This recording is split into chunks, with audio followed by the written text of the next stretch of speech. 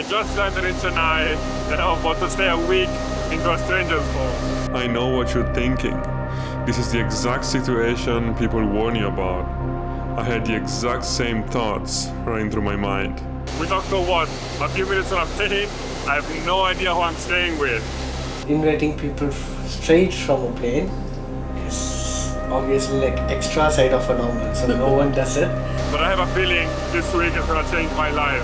The second we walked in, we were hit with the smell of food and a bunch of happy faces. Why did you decide to invite two strangers in your home? Well, I think that the strangers are just friends you haven't met yet. And throughout the next week, I want to take you with me on this journey. As soon as we finished lunch, they couldn't wait to show us around. By the time I left the house, I'd probably shaken 20 hands and realized that in this part of Chennai, being a stranger doesn't last that long.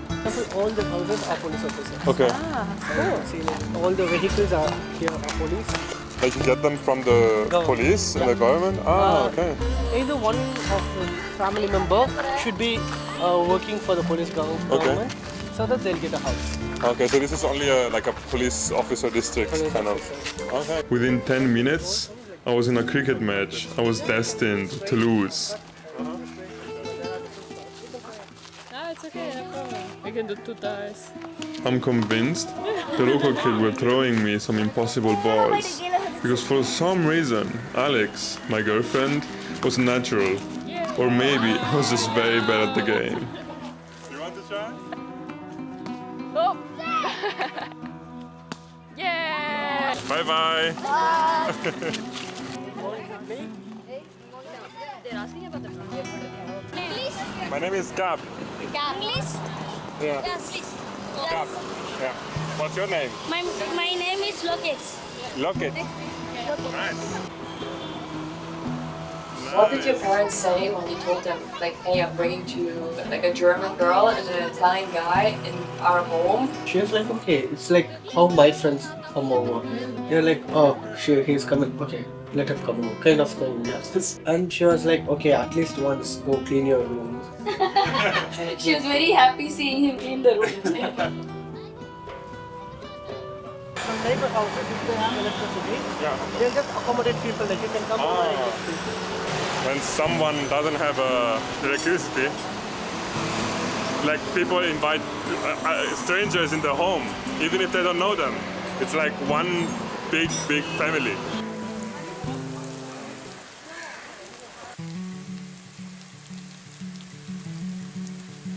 The second day began with a silence I wasn't expecting. While we slept, the house had already been alive for hours. The mother woke us up with some masala tea. Hot, spicy, and very tasty. It's strange how quickly a stranger's kitchen starts to feel like the center of your world. They had prepared us a feast of dosa. Watching us with that kind of nervous excitement you only see in people who truly want you to love their culture. I felt you more into the family. Like, you just blended into so quickly. If you stay a month more, that means then my mom would start scolding you. Yeah. This is our flag. Red. Oh, that's cool. It's nice. The flag. Red, white, and green.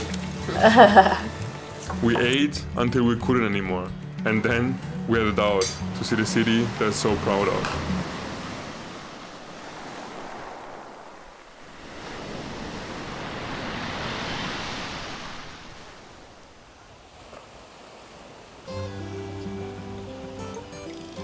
They told us we had to see the beach. It's the second longest stretches of sand on Earth. But what stuck with me the most wasn't the scale, it was the stillness. Men sleeping in the shadows from boats that looked like they were carved from rainbows. In the middle of a city of millions, the beach felt like a graveyard for the morning's chaos. I think it's so interesting that there's just a line of boats, multiple line of boats, full of colors, paintings, sharks, tigers and everything. It's very interesting. And this is the lighthouse. We saw it for the first time On our first night here, the mom of our friend showed us around for about an hour and a half. Basically, I don't know what's happening, but we're getting like a tour. She also got us some kulfi. I hope I pronounced it right. It's some kind of ice cream that I have, but she kept buying it for us constantly. We're getting so fed here. I would love to go out one of these days, one of these mornings at sea to actually feel how it is to fish with them. Let's see if we can figure something out with someone.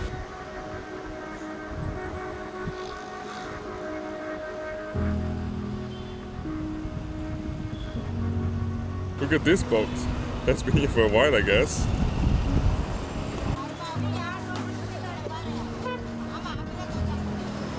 Every morning at 5 a.m. they all go out in the water to fish, and everything that they catch is sold at this market. You can find anything from crabs, fish, to shrimp, some dried, some sell eggs. So nice.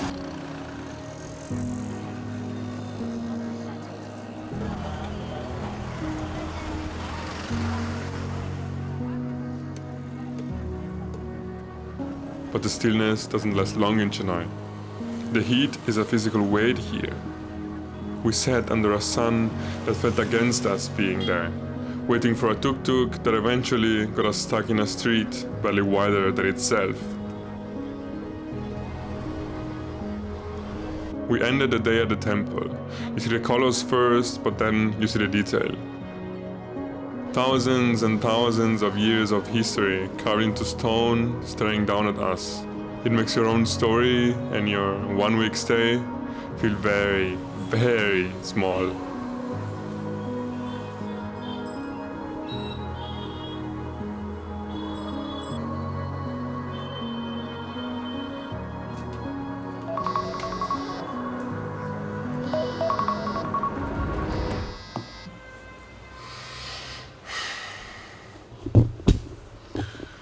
Good morning. It's 4 a.m. and in any other world I would still be asleep. But today we have a mission. We need to get to the beach somehow. And I have no idea if what I have in mind is going to work. But I guess that's the point.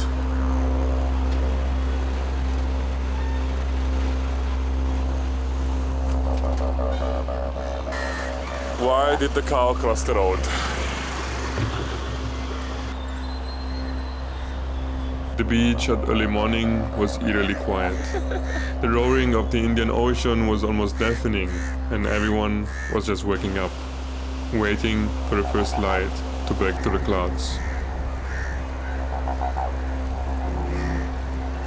We spent a few hours back and forth on the sand, trying to find one captain willing to take two strangers out to fish. Yeah.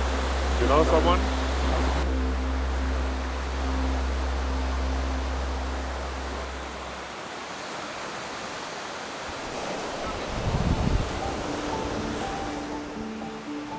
They looked like we did. Just as we were about to give up, a man approached us. He said he had a contact, someone willing to take us out, but we had to wait for the morning fleet to return. For a second, the mission was back on. Are we pulling it or are we waiting for the truck? The truck? Okay.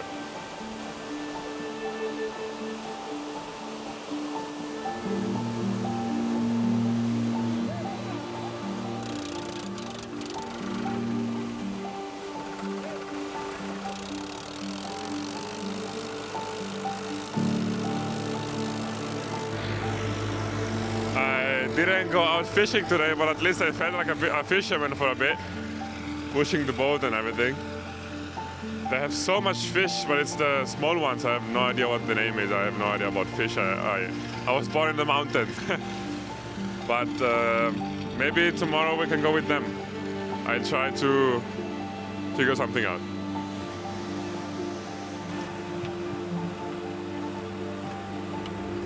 But the ocean had a price. When they asked for 100,000 rupees, about $100, the dream died pretty quickly. It was a reminder that no matter how much you try to be a part of the community, at 5 a.m. on a beach, you're still just a tourist with a camera. Also, you did like the fishing sign, like, whew, that's not how they do it. Yeah. What am I gonna do? Like this? To throw out the net? Oh, this is the universal sign of fishing. Do you think there's anything that people outside of India get wrong about India? Probably like what the West media portrays about India is wrong. Imagine you come to India and you get stamped. Your perspective about India changes, obviously.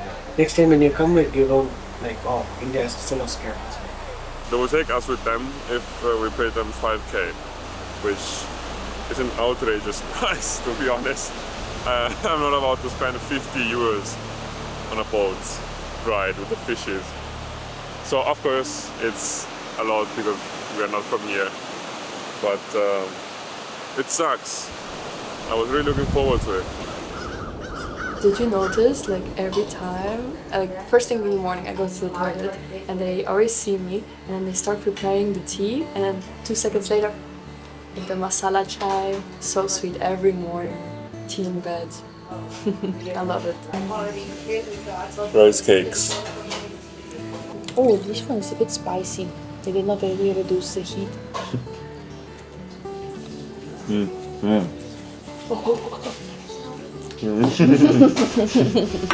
Very spicy.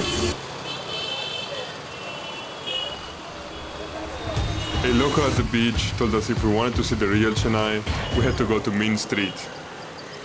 It's the city's birthplace, and stepping into it felt like walking into a fever dream. It was everything the warnings fear. Total chaos, food stalls on every corner, and streets so congested they felt alive. Oh, the girls get so shy. Gabriel, did you see? The girls got so shy. Which girl? Back there, they were passing and they were like, Oh yeah, how could you not be shy in my presence? Look at me, so handsome. no comment. No, very handsome. We were clearly the only foreigners for miles, but instead of being ignored, we were welcomed. There was a specific kind of curiosity here, one that doesn't want anything from you other than a conversation.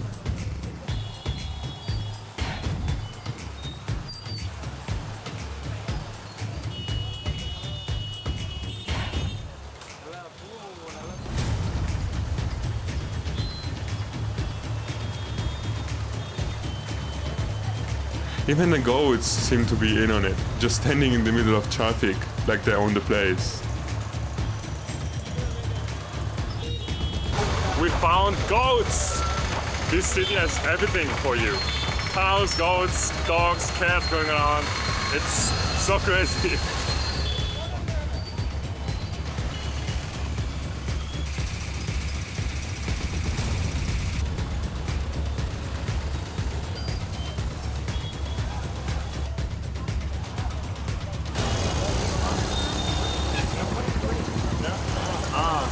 No, I cannot come up. I wanted to go up the thing, but there's no space for me. I'm too big. Hello. Everybody's talking about how the fact that I'm from Italy. I think because I told a couple of people that I'm from Italy, and now everybody knows that I'm saying, "Oh, you're from Italy." So I think they like talk to each other. Now everybody, the entire city knows that I'm here. If you see a big white dude, he's Italian. With a big, fat, sexy camera that he would make out with. That's true. It's not coming in the video. What stuck with me most was the proximity of it all. How a street can be this loud, this heavy with trash, rats, and cows leashed around waste. And yet, 3 steps away, there's a temple. A quiet corner where the noise of the world just stops. It's a strange harmony that I'm still trying to understand. Chennai taught me a hard lesson in prejudice. I came here expecting something completely different than this. And what I found is something better. I found that you have to be willing to look past the trash and the noise to see the people. And once you do, the perspective shifts. You stop seeing a crowded city and start seeing a home. I'm from Germany. Germany. Yes, and he's from Italy. What's your name? Samar. Samar. My name is Kap. What's your name? Kiran. Kiran. I'm Kap. Would you do it again? Not for us, but if you meet someone, would you do it again? In a heartbeat, yes. Yeah. If you meet someone like you, like at that moment,